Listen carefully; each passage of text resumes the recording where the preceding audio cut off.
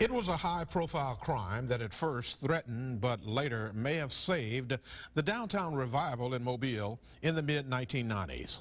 It's a case that is also unsolved. News 5's Peter Albrecht investigates this cold case. Downtown Mobile was a place to avoid after dark in the 1980s, but by the mid-90s, things were changing. 21 years ago was, the Renaissance was underway, but just beginning. New businesses were opening on Dauphin Street. And then, 25-year-old Robert Ellingwood was shot to death in a late-night robbery attempt at Cathedral Square on March 15, 1997. Sam Cochran was then the police chief. At least 2 other people were approached by the subjects before the attack on Mr. Ellingwood. In each case, the subjects approached their potential victims and asked for a cigarette. It was such a tragic case.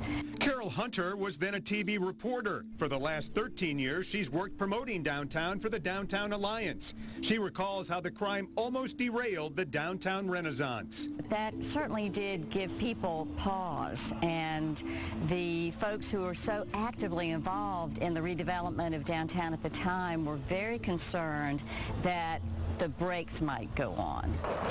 Family and friends mourned for Ellingwood, a young man pursuing his dream of becoming a charter boat captain.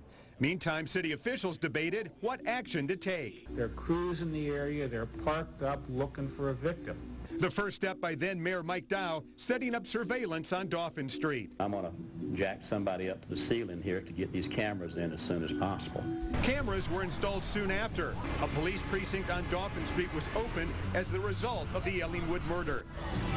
And downtown business owners agreed to shut down streets for certain events. Future County Commissioner Steve Nodine represented the group. We need to do something to control the access and to control the safety of the downtown entertainment district. The murder of Robert Ellingwood here in Cathedral Square changed the strategy of the city and the police department toward downtown. And the entertainment district here on Dauphin Street has thrived ever since and has been relatively safe.